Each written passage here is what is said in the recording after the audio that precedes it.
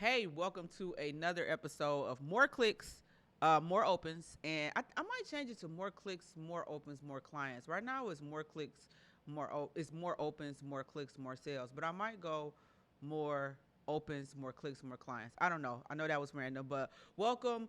Happy New Year. It's 2024. I know you probably thinking last time I made a video, I said I wasn't going to miss another week, but I did. And it is what it is. But I'm back now, and today's episode gets me super, super excited because I love being able to share applicable, quick, simple, easy information that you can implement into your email marketing strategy without it being like super high level and super like complex, right? And I love sharing information that you don't see a lot of on the internet. I'm a huge data nerd, so I have access to a lot of historical data information when it comes to email marketing. And the data, oh, my mic is falling.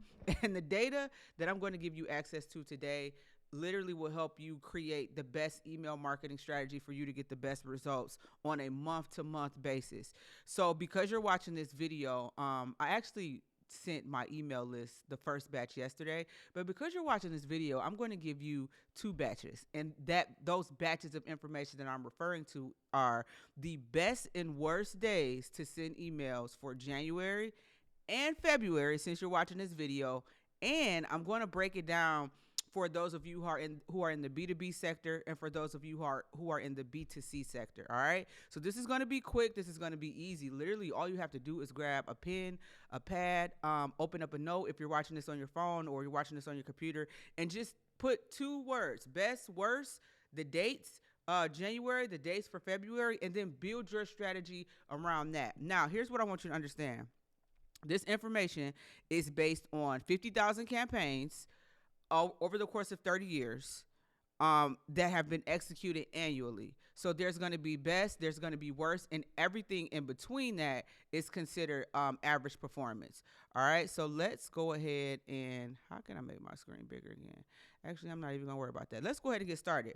So for January, if you are in the B2B sector, here are the absolute best days for you to email your list. It's going to be January 9th, January 10th, January 17th, 18th, 23rd, 24th, 25th, and the 30th.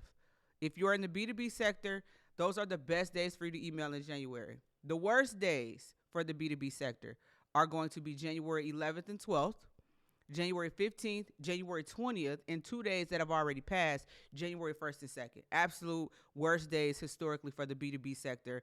And you obviously know, right? Why, right? In the B2B sector, nobody is in the office on the 1st and the 2nd. So sending emails on those days are kind of null and void. Now, if you are actually, let's just stick with B2B. For B2B February, the best days to email in February are going to be February 6th, my birthday, February 7th, February 8th, February 21st, 22nd, 24th, and 26th. So if you're in the B2B sector, those are the best days to email.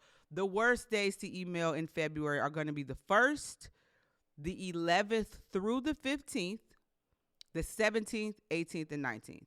So that's B2B. Best days, B2B, worst days for January and February. Remember, any day that you did not hear, it simply means that those are average performing dates. But those best dates, based on historical data, emails perform at just a higher they perform at a higher level. And then those worst days are days that emails historically perform worse. All right. Now, for those of you who are watching and you are in the B2C sector and you're like, oh my God, when is it my turn? Here we go.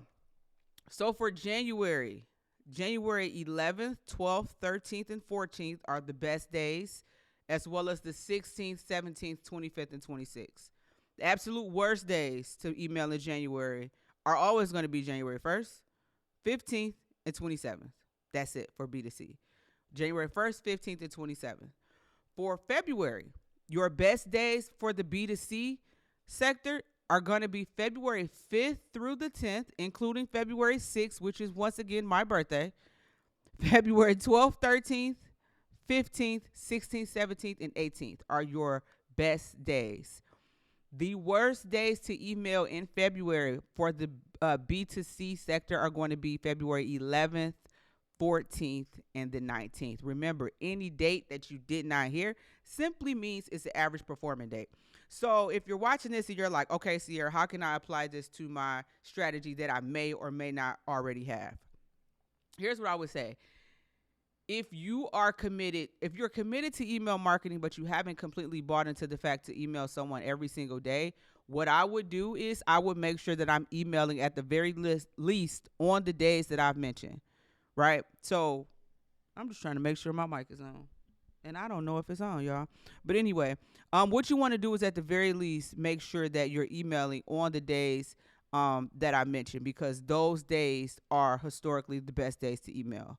So if you're not into, everyday emailing, that's perfectly fine. But those days that I mentioned at the very least should be the days that you want to send an email. All right. So that's it for today's quick episode of more. I'm still mulling over this. More opens, more clicks, more cash, or more opens, more clicks, more sales, whichever one we're going to decide on.